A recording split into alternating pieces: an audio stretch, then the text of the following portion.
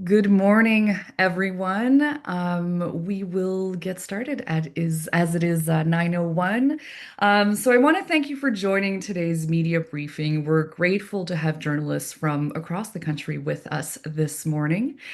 So bon matin, bonjour à toutes et à tous. Merci de vous joindre à ce point de presse.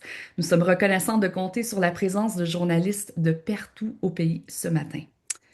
This session is being recorded and will feature speakers from Save the Children, Doctors Without Borders, Oxfam Canada, and Islamic Relief Canada, each sharing urgent updates on the humanitarian situation in Gaza. Cette séance est enregistrée et donnera la parole à des représentants et représentantes de Save the Children, Médecins Sans Frontières, Oxfam Canada et Islamic Relief Canada, qui partageront des mises à jour cruciales sur la situation humanitaire à Gaza. À noter que la session se tiendra à majorité en anglais. Nous commencerons alors dans un instant avec Danny Glenwright, président directeur général de Save the Children Canada. We will begin shortly with Danny Glenwright, President and CEO of Save the Children Canada. And do feel free to add your questions in the Q&A box. We'll have some time to answer questions after all of our speakers are done speaking. So, Danny, off to you. Thanks for joining us today. What is happening in Gaza today is a profound moral failure. It's one of the most devastating humanitarian crises of our generation, and children are paying the highest price. Nearly every child in Gaza today, more than 930,000 of them, is at risk of famine. According to the latest Global Food Security Report, 93% of Gaza's population, that's 2.1 million people, are facing crisis levels of hunger or worse. 250,000 people are already in famine-like conditions, and children and the elderly are already dying from starvation. Let me be clear, this is not a looming disaster. This is already a catastrophe, and it's being made worse by decisions that are being taken to prevent aid from getting in. For 2.5 months, no humanitarian aid was allowed into Gaza. In the past couple of days, the tiniest trickle has resumed, but it is nowhere near enough. Children are going without food, without water, without medicine, without shelter. And this is not a humanitarian emergency. Children are being starved by design. We're hearing heartbreaking stories from families. Children that are being forced to eat food for animals. They're eating leaves and sticks, flour mixed with sand, anything they can find in a desperate attempt just to survive. Many are now suffering from stomach ulcers, diarrhea, intestinal infections, and some are too weak to even walk. And mothers are being forced to make the most impossible decisions. Feed one child and let the other starve. This isn't a food supply issue. It's a deliberate denial of access, and it is being driven by a lack of political will. We have the aid. Trucks are full of food, water, and medicine, and they're ready to go, but they're being blocked once again at the border. And if starvation weren't enough, the Israeli military's bombing and massacres continue relentlessly. Gaza's children are being bombed in their tents, in makeshift shelters, and after 19 months of displacement and siege. And this was preceded, please remember, by 15 years of an Israeli-imposed land, air, and sea blockade. Imagine being a child and living through this for your entire lifetime. Terrified you'll be killed at any moment. Terrified that your family, like so many others, could vanish before your eyes. Terrified you won't find food or clean water today or tomorrow. This is the daily reality for Gaza's children, for all of them. And yet, instead of easing this crisis, the Israeli government is shifting all of its aid delivery to a new military-controlled aid system, bypassing UN-led humanitarian organizations that we know work. This new plan will mean even less aid will enter Gaza than ever before, and needs are higher than ever before. Families may now be forced to choose between staying and starving or fleeing their homes yet again, and this will only deepen the suffering for children. Aid must be delivered based on need, not through political or military filters. And that is a basic humanitarian principle. We cannot and will not take part in a system that doesn't respect it. Humanitarian aid must be neutral, impartial, and based on need alone. Anything less is a betrayal of our principles and of the children that we serve. We are calling for immediate and unrestricted humanitarian access across all of Gaza. Open every border crossing now. Allow aid in quickly, safely, and in large enough quantities to meet the massive need. We're also calling on world leaders to step up. Deliberately depriving children of food, water, and medicine is inexcusable, it's inhumane, and it's illegal. The world cannot stand by while this continues. We've seen recent warnings from countries like Canada, France, and the UK demanding that Israel change course. And we welcome these statements and Canada's move toward much stronger leadership on this issue. Canada has promised to stand up for human rights and for the rule of law. This moment is the new government's first test of this commitment. Canada must take action now. This man-made crisis has already killed more than 18,000 of Gaza's children. The actual number we know is undoubtedly higher.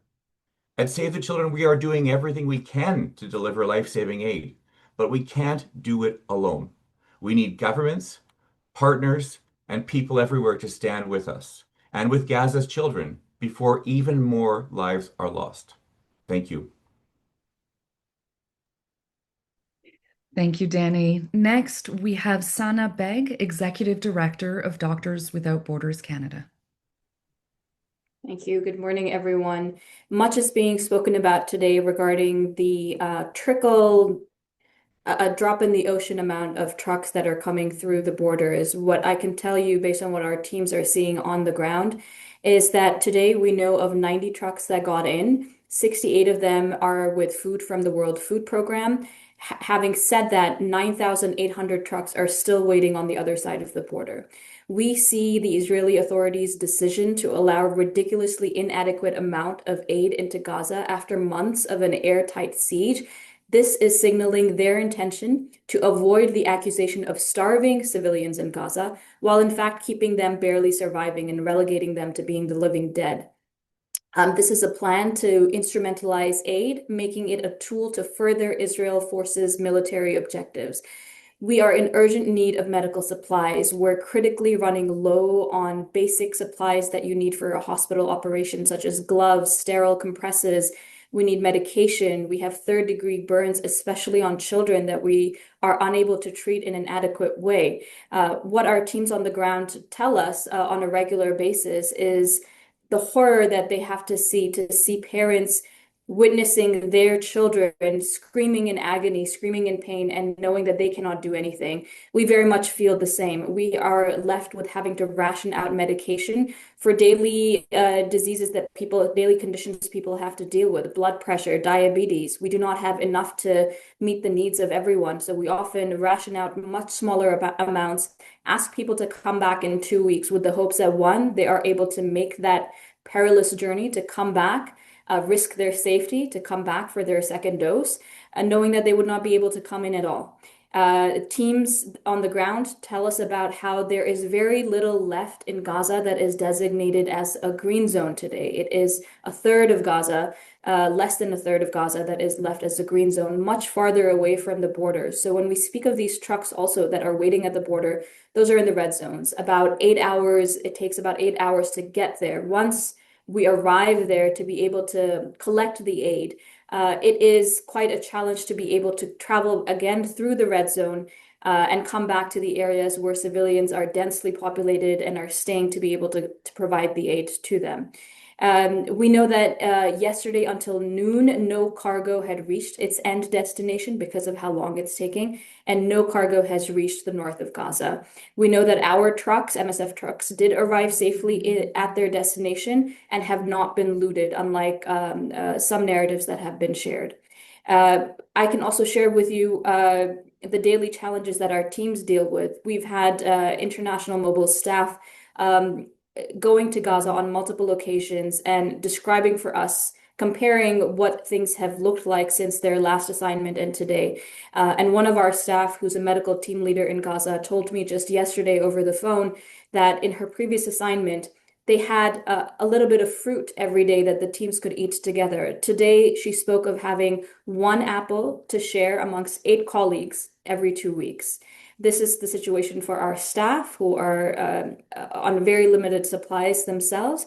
We are seeing an increased number of malnourished patients coming in, not just children, but also today lactating mothers, pregnant women, lactating mothers who were malnourished already during their pregnancy are unable to feed their babies. And the sad reality is that when we do provide them with highly nutritious food, what is available, they choose then to take that to their children and provide it to them. Burn victims, typically, as much as they need physical therapy as well, are also in need of almost double the amount of calories for their body to be able to heal. That food is simply not available. We've spoken months ago about Gaza being life in a death trap. It is hell on earth. And we can provide so much more in terms of definitions and narratives on this, but really what we need is for action to take place today. We've also welcomed the actions of the Canadian government and others. This is a good start, but a lot more needs to happen today. We are asking for an immediate end to the siege and an urgent ceasefire today so that all of the aid that is required to come in is able to come in for people that are at the brink of starvation. Thank you, Sana. We'll now hear from Lauren Ravon, Executive Director of Oxfam Canada. Thank you. So you've heard a lot from Sana and Dani already. I'm going to add two additional points to this.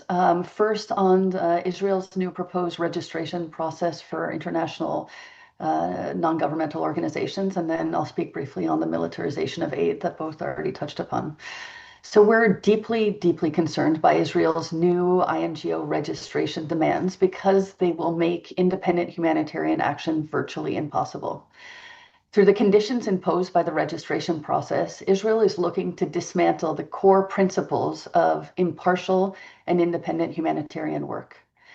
The process would require that agencies like ours hand over sensitive data about our employees, which violates legal obligations that humanitarian organizations have to abide by. But even more concerningly, it would undermine the duty of care that we owe our staff and could expose our teams to serious risk in a context where aid workers have already been threatened, harassed, deported, and even killed. Aid is not a privilege or a political concession. It's a legal right under international law. Requiring a loyalty test of humanitarian organizations undermines the very purpose of humanitarian assistance.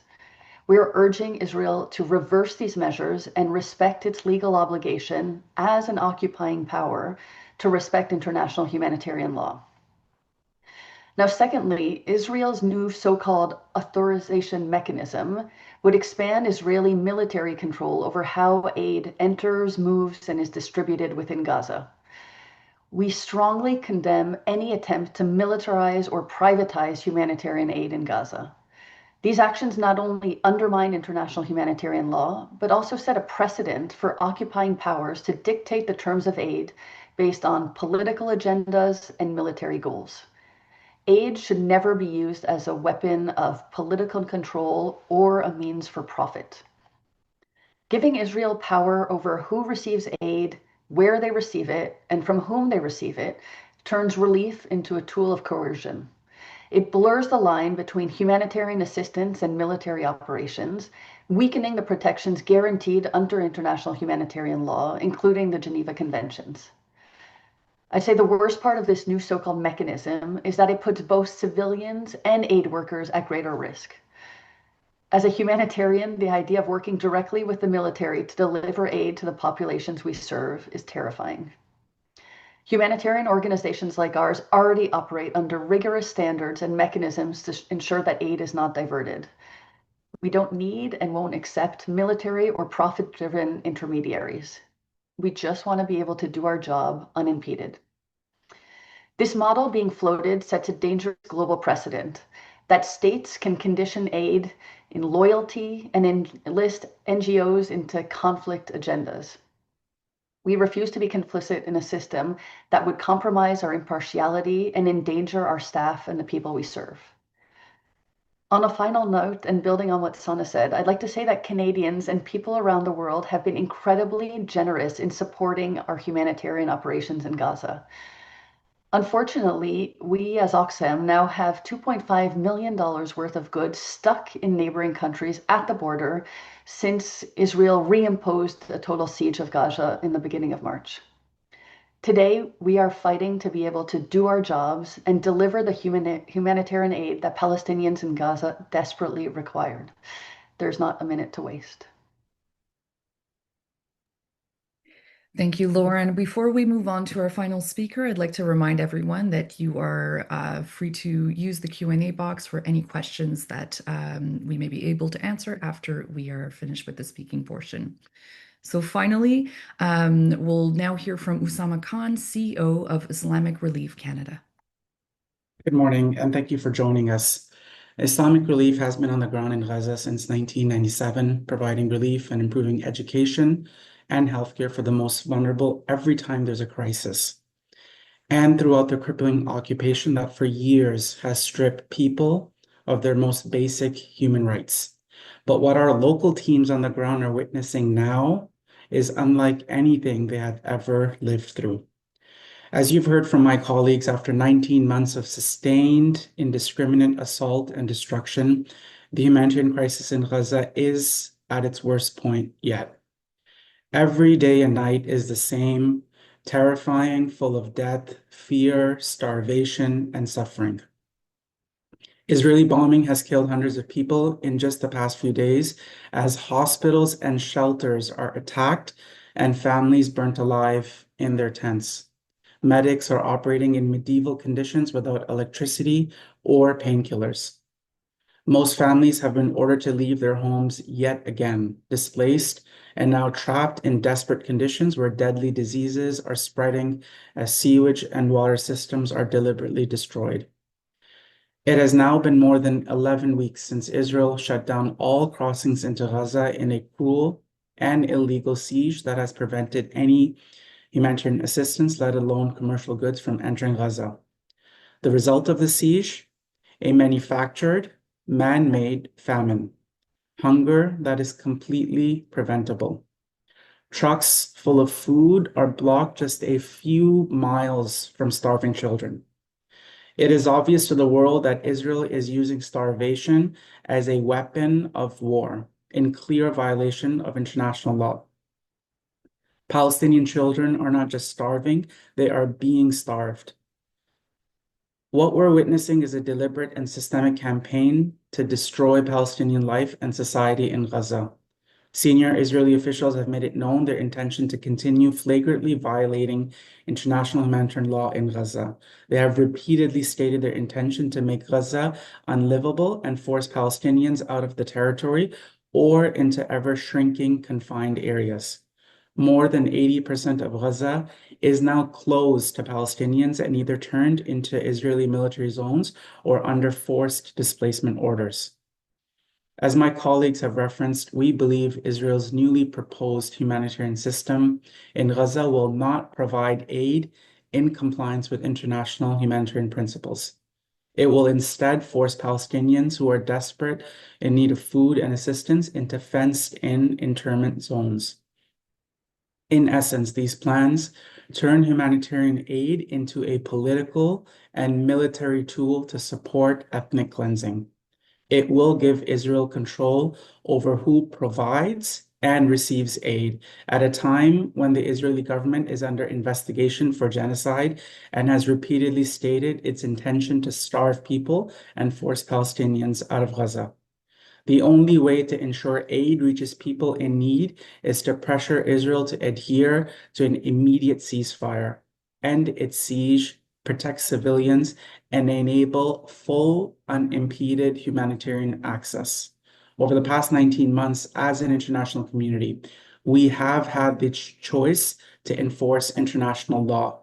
We have had the choice to do the right thing and save thousands of lives, And instead, we have consistently failed Palestinian women, children, and the principles underscoring international law and the rules-based international order. In the face of this injustice, Islamic Relief is pleased to see this new Canadian government proactively step up and issue strong statements condemning Israel's actions and warnings of future concrete measures should Israel continue to defy international law and humanitarian norms. Nevertheless, it is clear to all of us here and working on the ground that Israel's offensive in Gaza shows no sign of slowing down. On the contrary, the military is increasingly determined to move forward in their destruction of the Gaza Strip. The time for action is not in the future. With hundreds of thousands of people at risk of starvation, the time for action is now.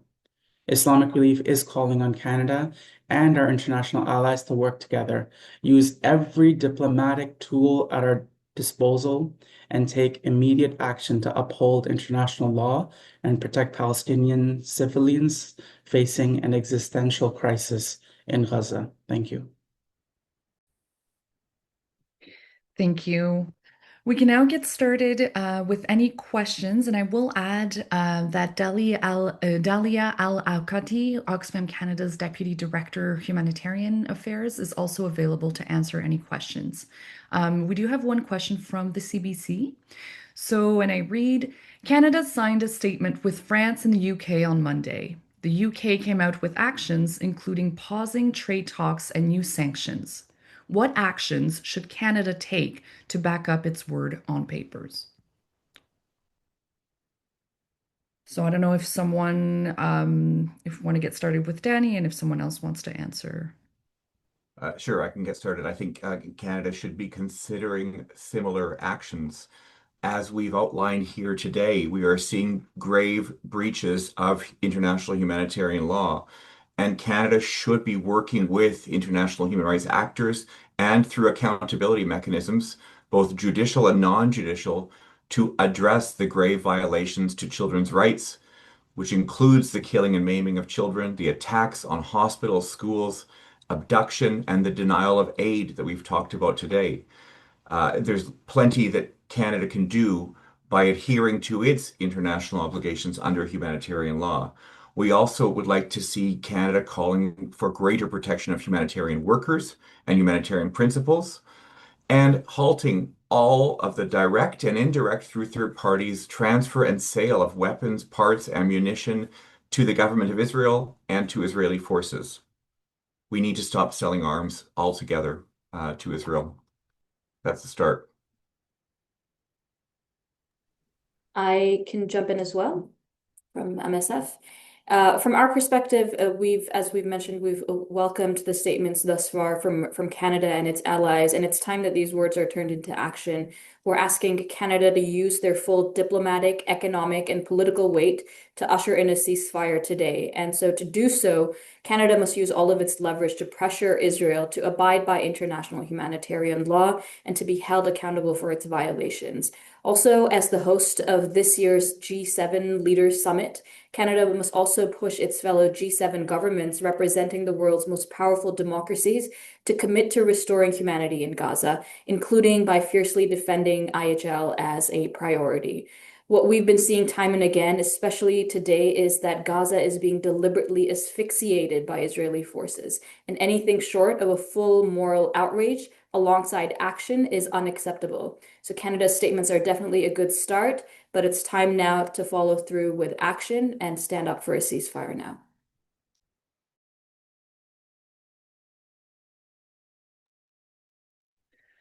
Thank you. I'm not seeing any other questions for now, so I'm going to thank all of our speakers and the journalists who joined us today. We appreciate your time and your commitment to covering this critical situation. Merci à tous nos intervenants et à vous, les journalistes, d'avoir été avec nous aujourd'hui. Nous vous remercions pour votre temps et votre engagement à couvrir cette situation urgente. Ce point de presse est maintenant terminé. Un enregistrement sera transmis sous peu. N'hésitez pas à nous contacter pour toute question. This concludes our media briefing. A recording will be shared shortly, and please do not hesitate to reach out if you have any follow-up questions. Thank you and take care.